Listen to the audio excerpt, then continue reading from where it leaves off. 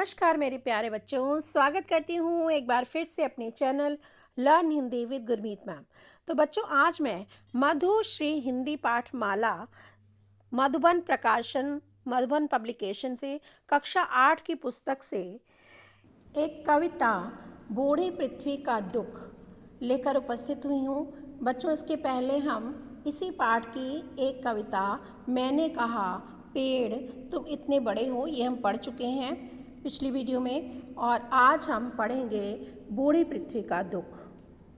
कविता पढ़ने से पहले एक नज़र कवित्री पर डाल लें। इस कविता की कवित्री हैं निर्मला पुतुल।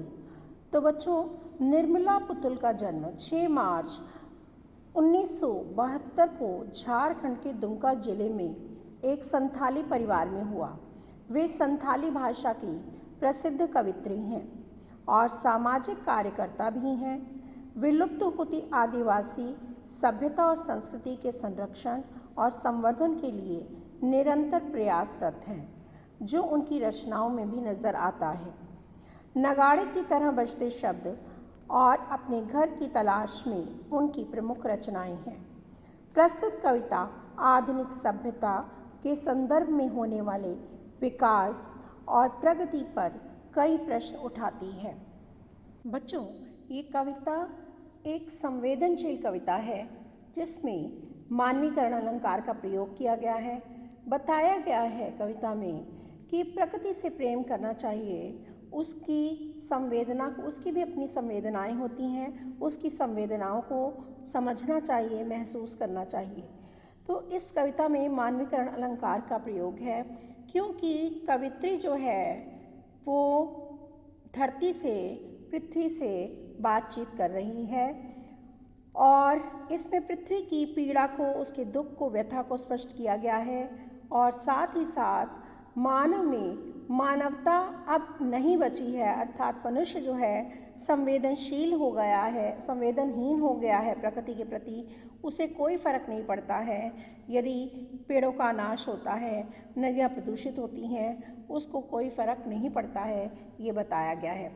पर्यावरण संतुलन को भी लेकर के यहाँ पर चर्चा की है कवित्री ने और बताया है कि पेड़ों की कटाई से इस तरह से पृथ्वी को कितनी तकलीफ़ होती है, कितना दुख होता है। धरती की पीड़ा को यहाँ पर स्पष्ट करने का प्रयास किया गया है। कविता की पंक्तियाँ देखिए बच्चों। क्या तुमने कभी सुनी है सपनों में चमकती कुल्हाड़ियों के भय से पेड़ों की चीत्कार? कुल्हाड़ियों के वार सहते किसी पेड़ की हिलती टहनियों में दिखाई पड़े हैं तुम्हें बचाव के लिए पुकारते हजारों हजारों हाथ। तो इन पंक्तियों के संदर्भ को देखें तो कवित्री ने यहाँ पर पेड़ों की कटाई से धरती के दुख को का वर्णन यहाँ पर किया है कि पेड़ों की कटाई से पृथ्वी या धरती को कितनी तकलीफ़ होती है, उसका वर्णन यहाँ पर करते हुए कवित्री कहती हैं, क्या तुमने कभी सुनी है सपनों में, अर्थात क्या कभी तुमने सपने में भी, हकीकत की बात नहीं कर रहे हैं, सपने में भी कह रही है कवित्री, क्या तुमने कभी सपने में भी पेड़ों की चित्कार, पेड़ों की चीख सुनी है? कैसी चीख? कुल्हाड़ियों के भय से, अर्थात जब पेड़ों को काटा जाता है तो जो कुल्हाड़ियों के वार उस पर होते हैं, उन कुल्हाड़ियों के भय से, चमकती हुई कुल्हाड़ियों के भय से जो पेड़ हैं चीत्कार करते हैं, चीख पुकार करते हैं उस पीड़ा के कारण। क्या तुमने ऐसी चीख, ऐसी पुकार कभी पेड़ों की सुनी है? कुल्हाड़ियों के वार सहते किसी पेड़ की हिलती टहनियों में दिखाई पड़े हैं तुम्हें कुल्हाड़ियों के वार से। अब कवित्री कहती हैं कि जब कुल्हाड़ियों के वार किसी पेड़ पर किए जाते हैं या किसी पेड़ को काटा जाता है तो ऐसा लगता है कि उस पेड़ की टहनियाँ हिलने लगती हैं। तो कवित्री ये कहती हैं कि जब पेड़ की टहनियाँ हिलती हैं तो ऐसा लगता है कि वो डर के मारे, उन कुल्हाड़ियों के डर के मारे काँप रही हों। दिखाई पड़े हैं तुम्हें बचाव के लिए पुकारते हजारों हजार हाथ। क्या तुमने कभी उन हाथों को देखा है जो अपनी रक्षा के लिए पुकार रहे होते हैं, हजारों हजारों हाथ जो अपनी रक्षा के लिए पुकार रहे होते हैं, क्या रक्षा के लिए, कि हमें मत काटो। तो कवित्री ने यहाँ पर बताया है कि मनुष्य जो है कितना संवेदनहीन प्राणी बन चुका है। मनुष्य की संवेदनहीनता का वर्णन यहाँ कवित्री ने किया है कि मनुष्य इतना संवेदनहीन हो गया है कि वो अपने स्वार्थ के लिए पेड़ पौधों को दिन प्रतिदिन नुकसान पहुंचा रहा है, जबकि ये पेड़ उसके जीवन का साधन है। उसे इन पेड़ों का क्रंदन आज सुनाई नहीं पड़ रहा। उनकी चीख पुकार, उनकी पीड़ा, उनके व्यथा, उनके दुख को मनुष्य महसूस नहीं कर पा रहा और नहीं करना चाहता, क्योंकि वो संवेदनहीन प्राणी बन चुका है। इसलिए उसे पेड़ों का क्रंदन सुनाई नहीं पड़ता, उसकी चीख सुनाई नहीं पड़ती। क्या होती है तुम्हारे भीतर धमस, कट कर गिरता है जब कोई पेड़ धरती पर। धमस, धमस का अर्थ होता है बच्चों आघात, कंपन, ठीक है।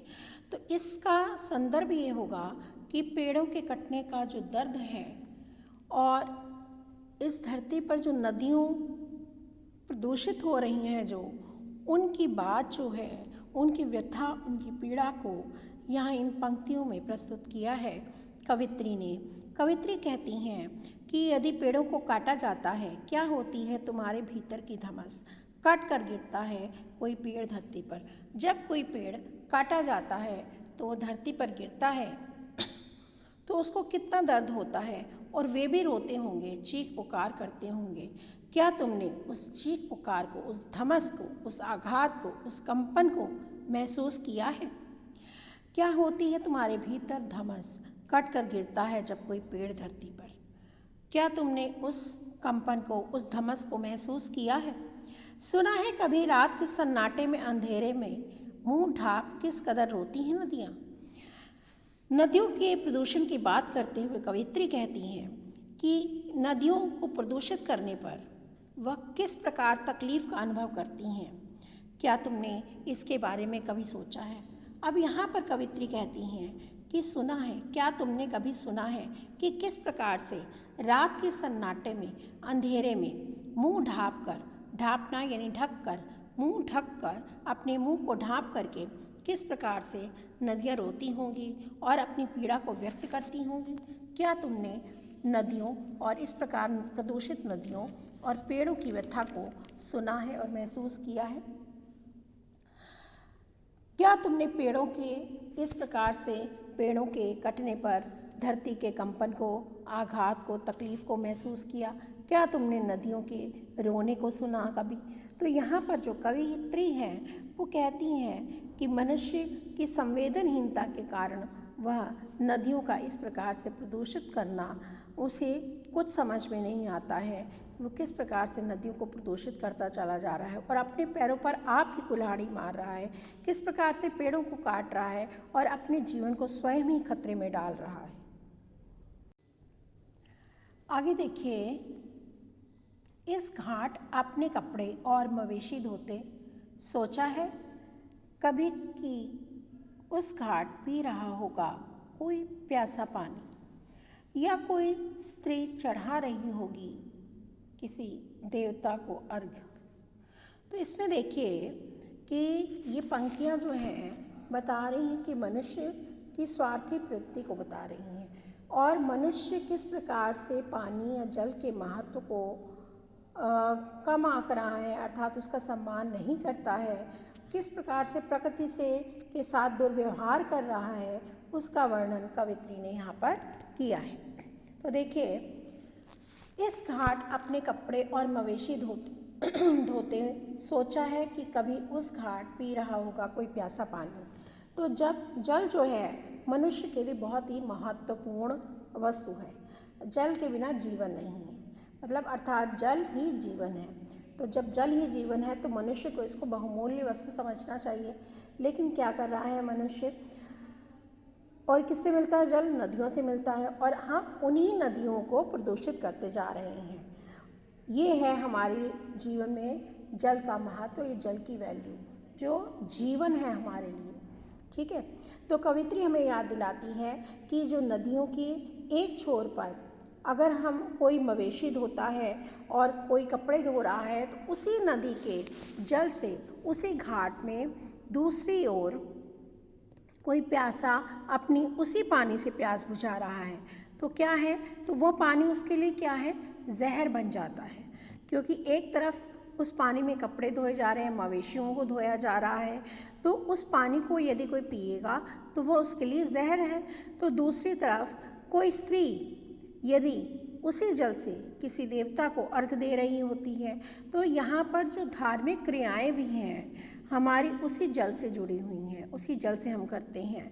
तो मनुष्य जो है वो इस चीज़ को नहीं समझता, इसके महत्व को नहीं समझ रहा है और जल को प्रदूषित करता जा रहा है। जबकि प्रकृति क्या करती है, प्रकृति के संसाधन बिना किसी भेदभाव के मनुष्य को सभी वस्तुएं प्रदान करते हैं और मनुष्य क्या करता है, अपने स्वार्थ के चलते अपने कार्यों को पूरा करने के लिए बिना किसी के दूसरे के बारे में सोचे हुए उस जल को प्रदूषित करता चला जा रहा है।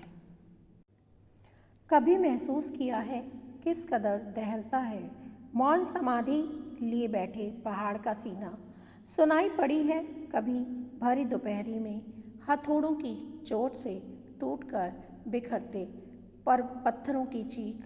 तो कवि यहाँ पर कहता है कभी महसूस किया है, इन पंक्तियों में जो है कवि जो है पहाड़ों के, पर्वतों के दोहन, उनके खनन की व्यथा को यहाँ पर इन पंक्तियों में प्रस्तुत किया है कवित्री ने।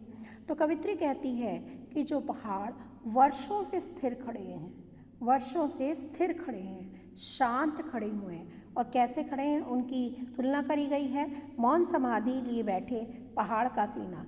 जैसे कोई साधु सन्यासी होते हैं वो मौन समाधि लेकर के बैठे रहते हैं, धारण करते, मौन समाधि धारण करते हैं, स्थिर रहते हैं, वैसे ही शांत खड़े हैं ये पर्वत, ये पहाड़ कितने वर्षों से। लेकिन इन पहाड़ों का सीना भी दहल जाता है। कैसे दहलता है पहाड़ों का सीना बच्चों? क्या करते हैं, पर्वतों और पहाड़ों को डायनामाइट लगा करके उन्हें उड़ाया जाता है और वो पर्वत और पहाड़ तोड़े जाते हैं, उनकी जगह पर सड़कें बनाई जाती हैं और इमारतें बनाई जाती हैं। अपनी आवश्यकता के अनुसार मनुष्य उनका प्रयोग करता है। तो कहता है कि किस प्रकार से ये पर्वत और पहाड़ों के सीने जो हैं दहल जाते हैं, जो सैकड़ों वर्षों से स्थिर और शांत खड़े हुए हैं। क्या तुम्हें सुनाई पड़ी है उनकी चीख? सुनाई पड़ी है कभी भरी दोपहरी में हथौड़ों की चोटों से टूटकर बिखरते पत्थरों की चीख?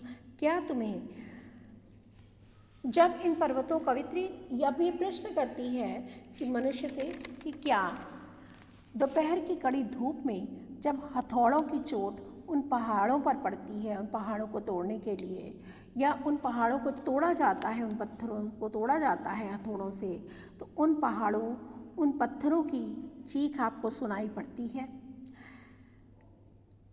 लेकिन मनुष्य कैसा है, उनको ये चीख सुनाई नहीं पड़ती, क्योंकि मनुष्य जो है स्वार्थी हो चुका है। वह अपनी विकास की अंधी दौड़ में ये भूल चुका है कि प्रकृति और उसके किए गए एहसानों को वो भूल चुका है। वह भूल चुका है कि यही प्रकृति है जो उसे जीवन प्रदान करती है, लेकिन वह अपने विकास के आगे किसी की पीड़ा उन्हें सुनाई नहीं देती और ना ही दिखाई पड़ती है, और ना ही वह किसी की व्यथा महसूस कर पा रहा है। आगे देखिए, खून की उल्टियाँ करते देखा है कभी हवा को अपने घर के पिछवाड़े।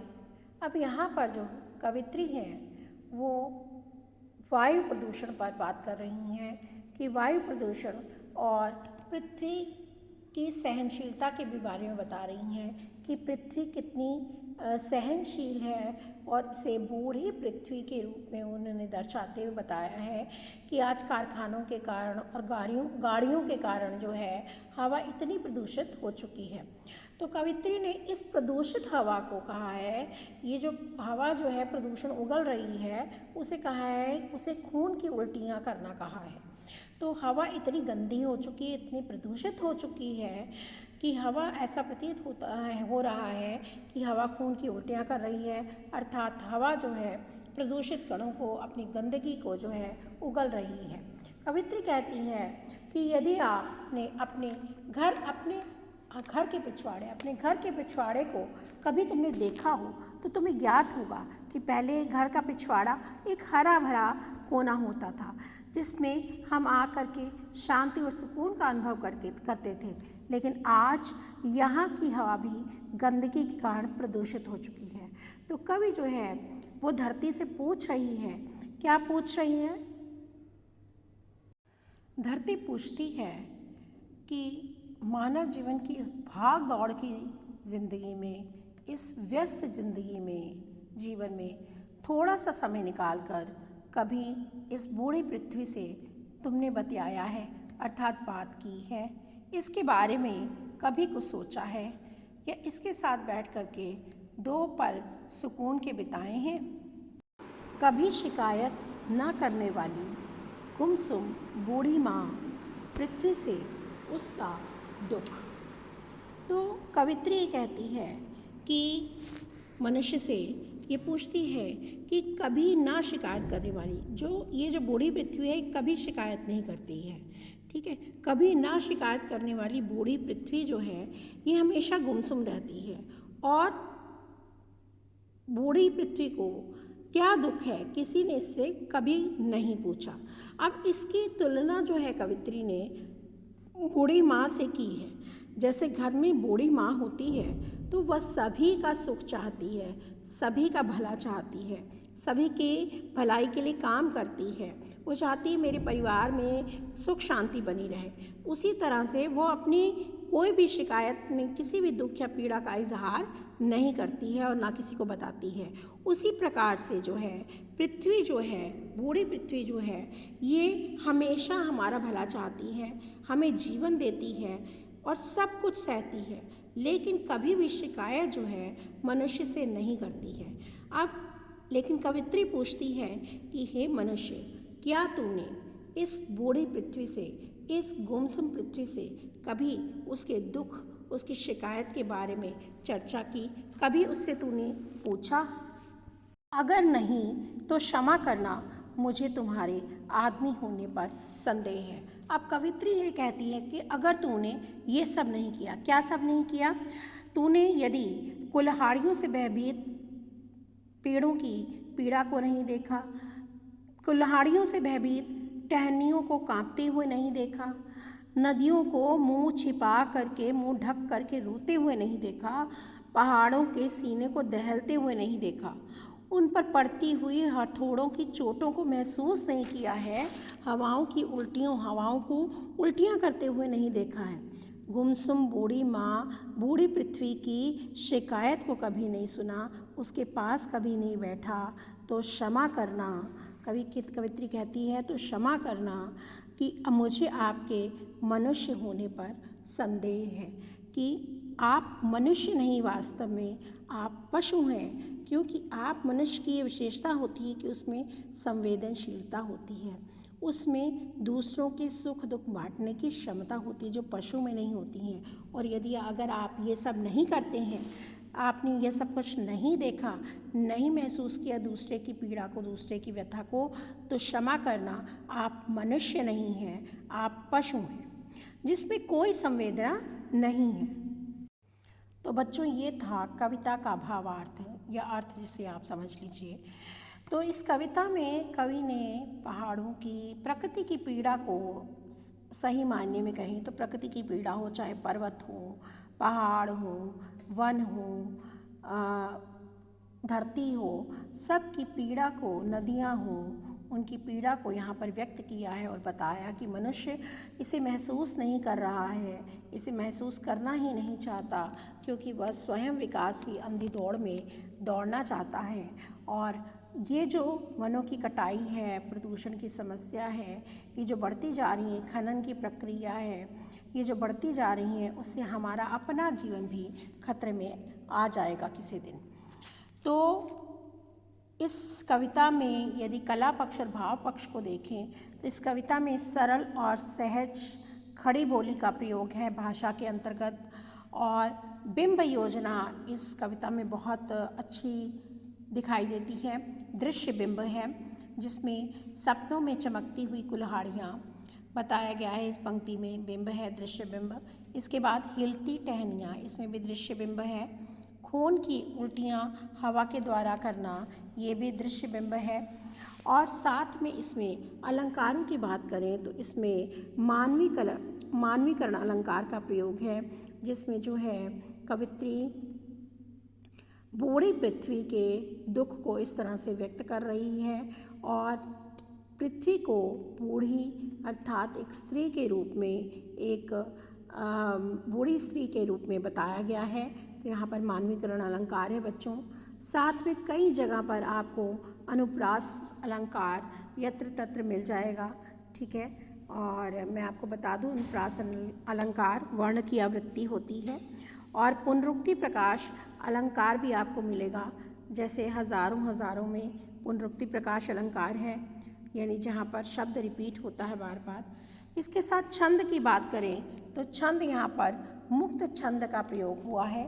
मुक्त छंद वहाँ होता है बच्चों जहाँ किसी भी कंडीशन में कविता जो है लय नहीं होता, कविता में कोई भी लय नहीं होता, वो छंद मुक्त होती है, लयबद्ध नहीं होती है, वो कविता मुक्त छंद के अंतर्गत आती है। तो बच्चों यहाँ पर पूरी कविता समाप्त हो गई है। उम्मीद करती हूँ कि कविता को पढ़ने के बाद इसका आशय आपको अच्छी तरह से समझ में आ जाएगा। अगर आपको कोई भी प्रश्न हो कविता से संबंधित तो आप कमेंट बॉक्स में कमेंट करके पूछ सकते हैं। अगर आपको मेरे वीडियोस अच्छे लगते हैं बच्चों तो आप चैनल को सब्सक्राइब कर लें और इसे अधिक से अधिक शेयर करें, इसे लाइक करें, ताकि आपको साहित्य से संबंधित और अच्छी कविताएं और अच्छा साहित्य प्राप्त हो सके। इसी के साथ बच्चों मैं आपसे विदा लेती हूँ। अगली वीडियो में मैं आपसे फिर मुलाकात करूँगी। तब तक के लिए धन्यवाद।